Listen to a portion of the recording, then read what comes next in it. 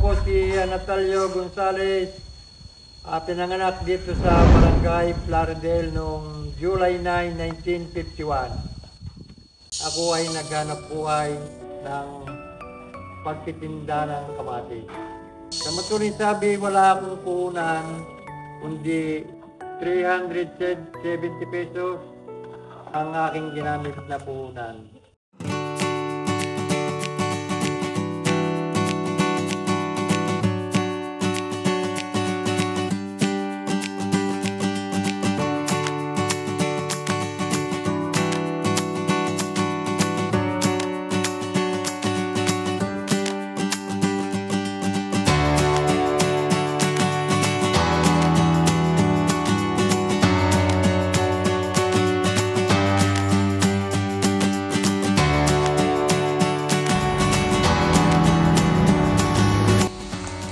Ito na ang estado ng aking mangga.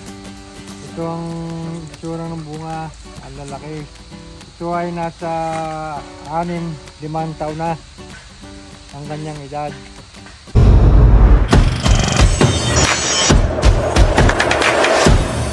Hello mga ka-great! Magandang araw po sa inyo lahat. Papasok po tayo sa farm ni Tatay Talio Gonzales dito sa Barangay Plaridel, Lipa, Batangas. Si Tatay Talio Gonzales po ang isa sa pinakamagandang modelo pagdating sa pagtatanim sa paghahalaman. Kasi nagsimulang walang-wala, tapos tingnan nyo naman yung kanyang mga na-achieve.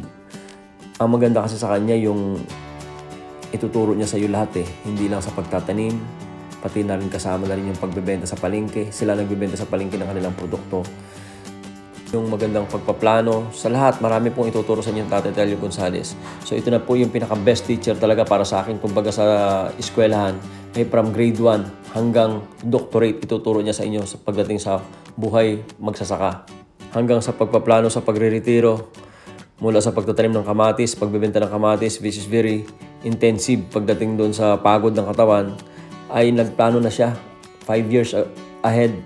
So, ngayon ito na nga po yun, inaani niya na yung makapuno, inaani niya na yung rambutan, inaani niya na yung mango katimon, inaani niya na yung dragon fruit, inaani niya na yung durian na hindi na siya napapagod. Amazing talaga ang kwento ng buhay ni Tatay Talio Gonzales kasama ang kanyang may bahay na si Ate Lolit at saka katulong ng kanyang mga anak.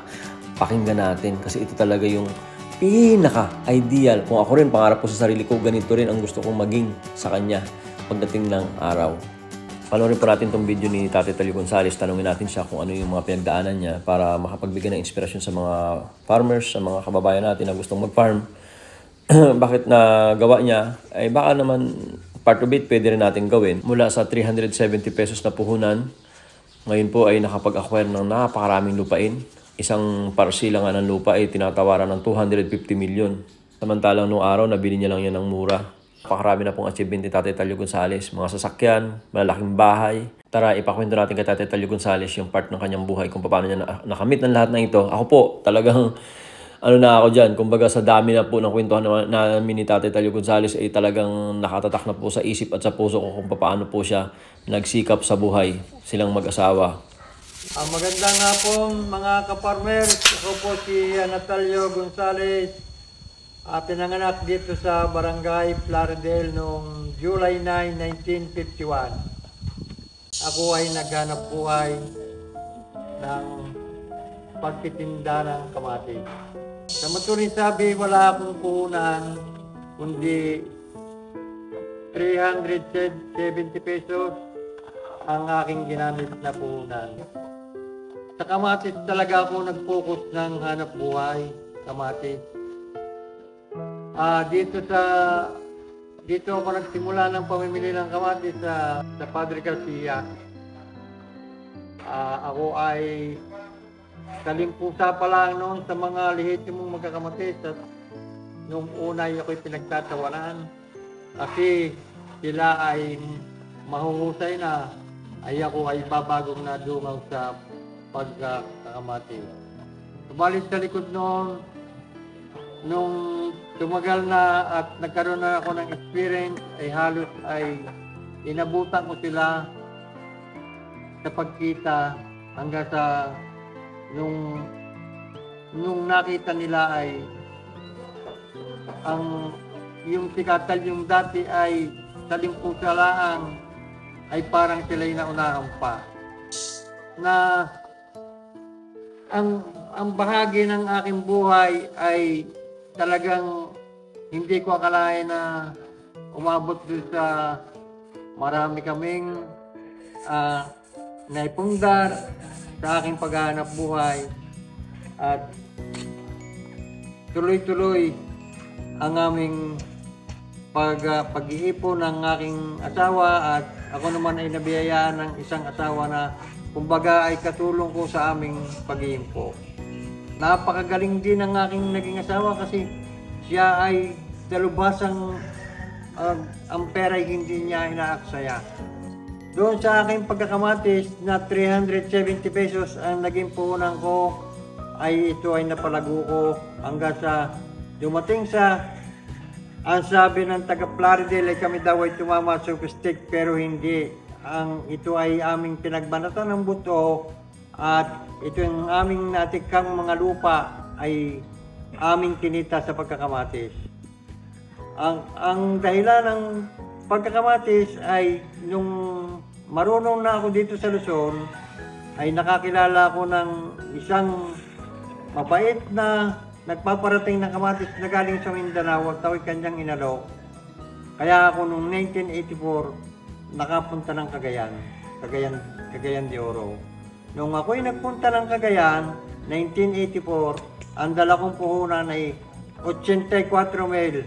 Pagkatapos ng 5 buwan, ang pera ko 800,000 na.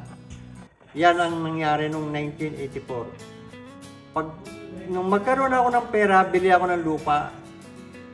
I-invest ko sa lupa ang aking perang kinita sa kamatis. Kasi nung mga panahon na yun, murang-mura lupa, walang kwenta ang lupa nung panahon yun. Ang mga tao ay hindi nila pinagyayaman ng kanilang lupa. Dahil sa pagyawanin ay binibenta ng mura ng mga panahon yun. Kaya nung pagkatapos ng 9 na taon sa Cagayan, ay nakaipon ako ng lupang 17 hektarya at kalahati na yan ay kinita ko sa kamatis sa Cagayan.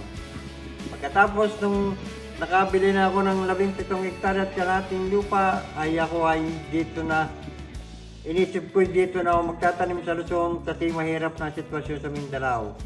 Baka ako inisip ko, baka yung tinita ko ay mabawi pa. Tuminto na ako, dito na ako naghanap buhay. Bumili ako ng traktor, panlinis ng lupa, dito ako nagtanim.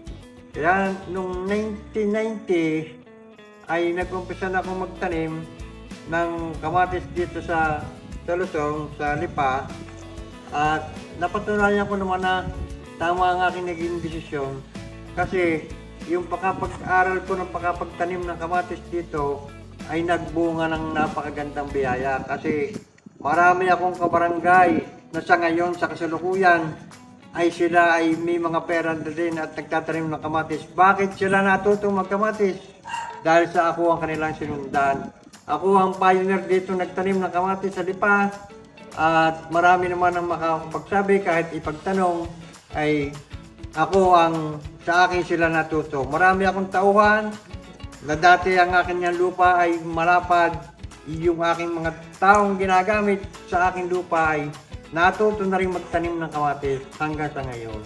Tayo po hindi madamot, tayo po ay bukas ang sarili na magturo, mag-share ng kaalaman kung bakit ako ay nagkaganito.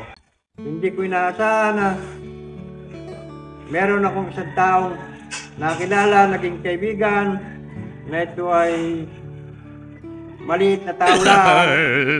Na yun niya, ako ay nagtanim.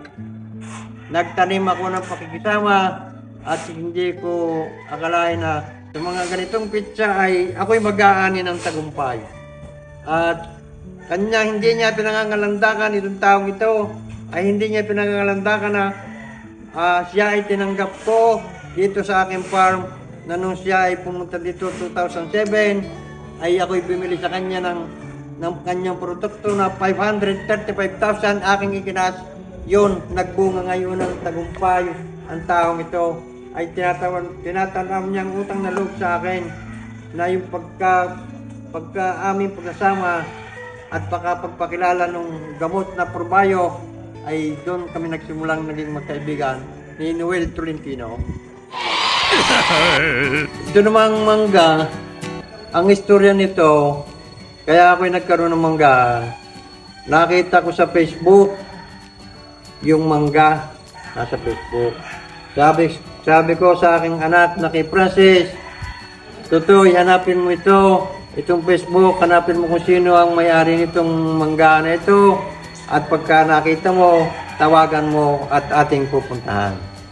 Nung makita na nga yung anak, sabi tatay, ito ho ay nasa Gimba at pwede raw tayong pumunta. Ang ginawa ko ay sinama ko ang aking pamilya at aming pinuntahan yung manggahan ni Sir John. Yun ang may-ari ng manggahan. Nung makita ko yung mangga na ito ay nung personal ay agad-agad na sabi ko ay ako'y magtatanim nito at ako ay nagandahan sa itsura ng mangga. Ultimo ora, nung panahon na yun, umorder agad ako ng 100 puno na ang halaga ay 3.5 ang isa. Hindi ako nangido na magbabayad ako sa kanya ng 350,000, 100 puno ng mangga, i-deliver sa akin. Pagka-deliver, binayaran ko siya ng buo, 350,000. Pagkalipas ng 100 puno, sumunod na taon, pinuno ko na ang aking farm. Ang estado ng aking mangga, ito ang itsura ng bunga, ang lalaki. Ito ay nasa 6-5 taon na ang kanyang edad. Pero nung ititinanim ko, 3 feet lang ang laki. Sa pamamagitan ng aming teknolohiya, mabilis siyang napaglaki dahil sa aming nilalagay na organic at saka yung foliar fertilizer. Nakadepende na nga dun sa field.